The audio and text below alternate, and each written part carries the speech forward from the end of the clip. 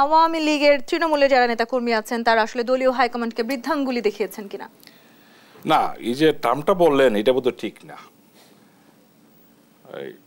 টেপা ভাই যেটা বললেন যে প্রত্যেক দলের একটা গঠনতন্ত্র থাকে, আমাদের এই গঠনতন্ত্রে কিন্তু কাউকে সরাসরি বহিষ্কার করা যায় না।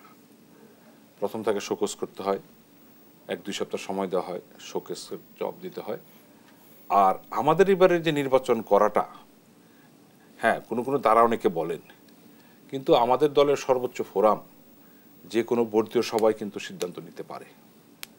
আমাদের জাতীয় সংসদ নির্বাচনেও কিন্তু গণভবনে একটা বর্তীয় সভা হয়েছিল, সেখানে সিদ্ধান্ত হয়েছিল যে দলীয় মনোনয়ন পাবে, তারপরেও কেউ নির্বাচন করতে পারবেন, আমরা তো সিদ্ধান্ত নেব না। এবার আমরা এটা ওপেন রেখেছি, যারা বলেন বড় দল, যারা বলেন লক্ষ কোটি জনতা তাদের পাশে আছেন, তারা কিন্তু এই সুযোগটা নিতে পারতেন, নির্বাচনে আসার সুযোগটা, কারণ এটা তো ক্ষমতা পরিবর্তন। কিন্তু তারা দাবি করছেন যে আওয়ামী লীগ সেই পরিবেশ পরিস্থিতি সৃষ্টি করতে পারেনি, যে কথা একটু আগে কমরেড হোসেন প্রিন্সও বলছিলেন। দেখুন, পরিবেশের ডেফিনিশন আমি কি বলবো জানি না। প্রত্যেকটা নির্বাচনে পক্ষ প্রতিপক্ষ থাকে বা একাধিক পক্ষ থাকে। আপনি যদি একটা অপক্ষ হতে চান, আপনার সেই অবস্থান থাকতে হবে। মানে কি বিরোধীদের আসলে সেই অবস্থান নেই, তারা নির্বাচনে অংশগ্রহণ করবে? এই রেসে কেউ পিছিয়ে যেত না। কারণ আপনি লক্ষ্য দেখেছেন, একটা বড় দলের অনেক নেতা কর্মীরা নির্বাচন করছে, অনেকে জয়ী হচ্ছে। তারা কিন্তু স্পষ্ট বলেছেন, আমরা যদি নির্বাচন না করি, নির্বাচন প্রক্রিয়া অংশগ্রহণ না করি, আমরা কিন্তু বিচ্ছিন্ন হয়ে যাব। এই ভোটাররাই কিন্তু জাতীয় সংসদ নির্বাচনে ভোট দেবে। আবার তাদের সাথে যদি আমরা সংস্রবে না যাই, যোগাযোগ না রাখি, দলীয়ভাবে, ব্যক্তিগতভাবে, সাংগঠনিকভাবে, আমরা কিন্তু হারিয়ে যাই। আচ্ছা, যারা এই নির্বাচনে অংশগ্রহণ করছেন, আপনি বলতে চাইছেন তারা যথেষ্টভাবে দুর্বল রাজনৈতিক দল, সে কারণে তাদের নেতাকর্মীরা এই নির্বাচনে অংশগ্রহণ করতে পারছেন না? আমি তো তাই বলবো।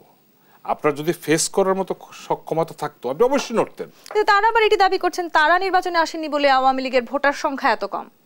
না, এটা যৌক্তিক পজিটিভই বলছেন। আমরা তো জাতীয় সংসদে ভোট পড়েছি 82%, উপজেলায় ভোট পড়তেছে 36 থেকে 40%। হয়তো এটা বাড়বে। হ্যাঁ, ওনাদের কথা ঠিক, ওনারা আসলে 70% হয়ে যেত। অবশ্যই তাদের গাড়ি চলে যায়, এটা তারা আসলে এটা 70% হতো, এবং 70% ভোট হলে আমরা মনে করি 50-এর বেশি ভোট হলেই এটা একটা গ্রহণযোগ্য নির্বাচন। আইনগতভাবে কিন্তু 1% পড়লো। কিন্তু যেটি রুহিন হোসেন প্রিন্স বলছিলেন যে আপনারা আসলে এক ধরনের নৈরাজ্য সৃষ্টি করেছেন, ত্রাসের রাজনীতি তৈরি করেছেন, সে কারণে ভোটাররাও আসলে ভোট কেন্দ্রে যেতে চাইছেন না। আপনার কি মনে হয়েছে এই নির্বাচনকে সামনে নিয়ে কোথাও ত্রাস এরিয়া হয়েছে? তাহলে অভিযোগ কেন কমরেড রুহিন হোসেন? সরকারের বিরুদ্ধে অনেক অভিযোগ থাকে, কেন সরকারকে মেনটেন করতে হয়, ম্যানেজ করতে হয়, সবার সামনে সব তুলে ধরতে হয়।